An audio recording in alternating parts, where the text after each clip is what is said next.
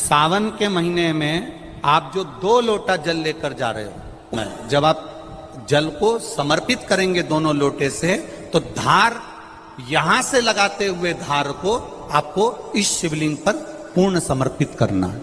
अगर लड़के की शादी, लड़की की शादी ना हो रही हो, 35 साल, 40 साल, 42 साल के हो गए, विवाह का कोई योगी नहीं बन रहा, प्रयास कर लो। सावन के महीने का नियम, 2 लोटे जल लेकर देवाधिदेव महादेव के सामने जाइए। यहां अशोक सुंदरी वाली जगह से दोनों धार एक साथ चढ़ाना प्रारंभ करिए और करते करते वो धार शंकर भगवान के शिवलिंग पर ले जाकर छोड़ दीजिए। ये सावन के महीने के अगर आपने मात्र 7 दिन भी लगातार अगर ये धार आपने चढ़ा ली है, तो देवाधिदेव महादेव की कृपा से 3-4 महीने में सूचना आपको प्राप्त हो ही जाती है। थोड़ी तकलीफों में अगर घिर जाओ, तकलीफें आ जाए, कष्ट आ जाए, तकलीफें जिस दिन तुम्हारे भीतर बहुत ज्यादा मात्रा में आ जाए, उस दिन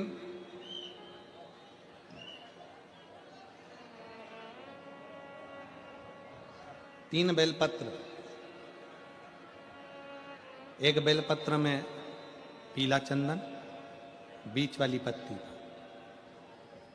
जिस दिन तुम्हें लगे कि मैं बहुत दुखी चल रही हूं और मेरा काम हो ही नहीं रहा, बहुत तकलीफ की जिंदगी चल रही है, कोई हाथ पकड़ने वाला नहीं है, कोई संभालने वाला नहीं है और बहुत तकलीफ हो गई, बहुत तकलीफ।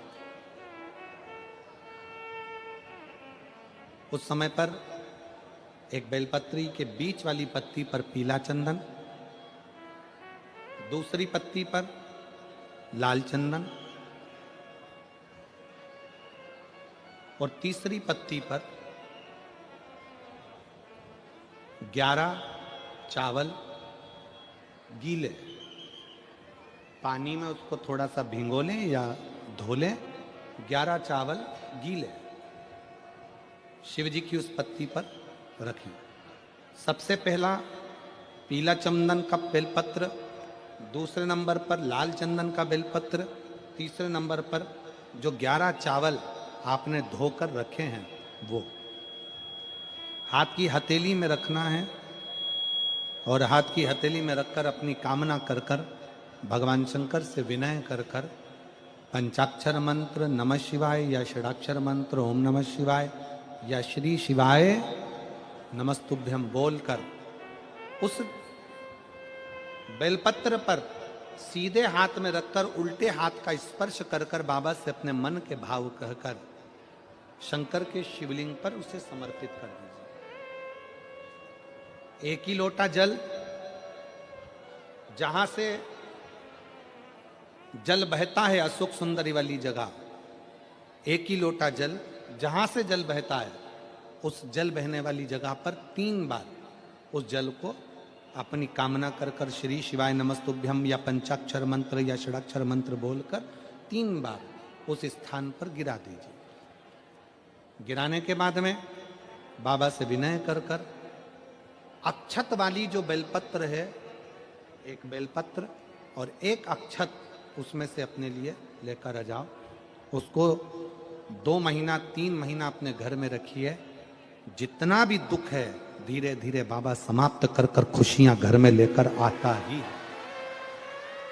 आपका कोई काम अटक रहा है, कोई काम नहीं हो रहा, बहुत परेशान हो गए, बहुत थक गए उस काम के लिए, सबके हाथ भी जोड़ लिए, सबके पास होकर आ गए और वो काम बढ़ ही नहीं रहा, तो निवेदन करते हैं घी के दिए में काली तिल डालकर सोमवार के दिन शंकर जी के मंदिर के सामने तुमरुका जी का नाम लेकर दिया लगाकर, जिस काम को तुमने दुनिया के आगे कहकर देख लिया, कर कर देख लिया, नहीं हुआ, उस कार्य को एक बार दिया लगाकर निवेदन कर कर फिर जाकर देखना, काम आगे बढ़कर ही रहेगा, छूटेगा। शमी के पेड़ के नीचे हम क्या कर कर जाएं कि हमारी कामना सिद्ध हो जाए, या बेलपत्री के पेड़ के नीचे हम क्या कर कर जाएं कि हमारी कामना सिद्ध हो जाए। तो शिव महापुराण में और गणेश पुराण के अंदर एक बहुत सुंदर प्रसंग है। गणेश पुराण में जैसे दुर्गा का प्रसंग कहा गया है, कल उस प्रसंग को थोड़ा वर्णन करेंगे गणेश पुराण के, कि कौन सी दुर्वा किस चीज के लिए लाभदायक है। तो गणेश पुराण में शमी के जो पत्ते का वर्णन करा गया तो उसमें स्पष्ट कहा गणेश पुराण में कि यदि एक लोटा पानी, एक कलश जल, उसमें चंदन घोलकर अक्षत के 5 दाने और पीपल के 2 पत्ते उसमें डालकर शमी के पेड़ के ऊपर उस जल को समर्पित कर कर आप अपनी कामना बोलकर जिस कार्य के लिए जाते हैं वो कार्य मात्र 3 दिन में सफल हो जाता है। मात्र 3 दिन लगते।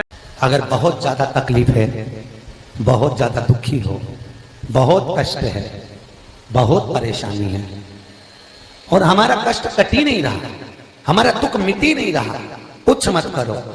एक काम करो, बेलपत्र को लेकर जाना तो बीच वाले पत्ते पर शहद लगाना। क्या लगाना? शहद। और ये दोनों पत्ते पर घी लगाना। क्या लगाना? घी। और ऐसा के बीच वाले पत्ते पर शहद और आसपास के दोनों पत्ते पर घी लगाना। लगाकर शंकर जी पे जल चढ़ाकर अपने मन की कामना कर कर शंकर भगवान का जो शिवलिंग रहता है उस शिवलिंग के सामने उसको ऐसे चिपका कर और आ जाना। आप केवल 5 सोमवार करके देखो, आपका दुख तुरंत।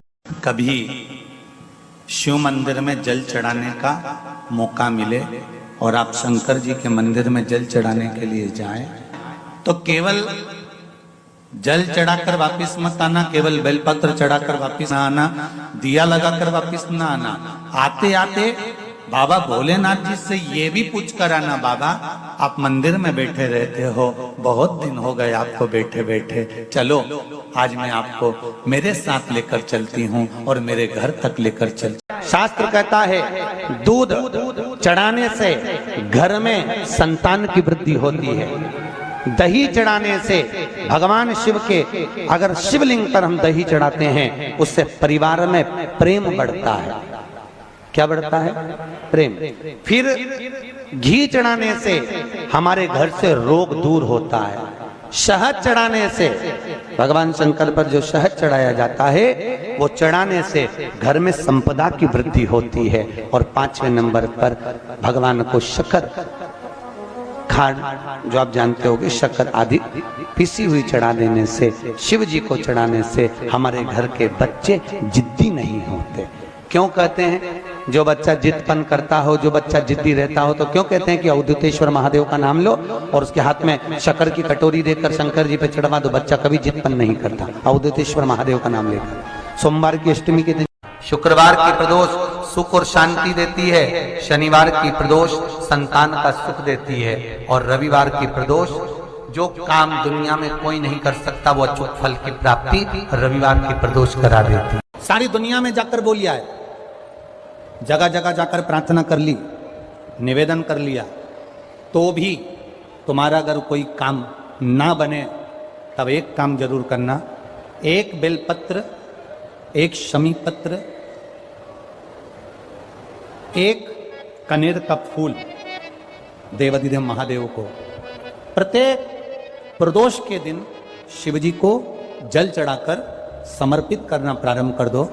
2 या 3 प्रदोष निकलेगी, मेरा देवाधिदेव महादेव तुम्हारी झोली खुशियों से। 26 प्रदोष में से कोई भी प्रदोष का दिन हो और प्रदोष काल में आप अपने घर से जल और एक हाथ में घी का भरा हुआ दीप लेकर जिस दिन शंकर के मंदिर में जाते हो, शंकर को जल चढ़ाकर हाथ का स्पर्श जलाधारी पर कर कर शिव मंदिर में दीप प्रज्वलित कर देते हो, 26 प्रदोष का पुण्य फल उसी क्षण प्राप्त हो।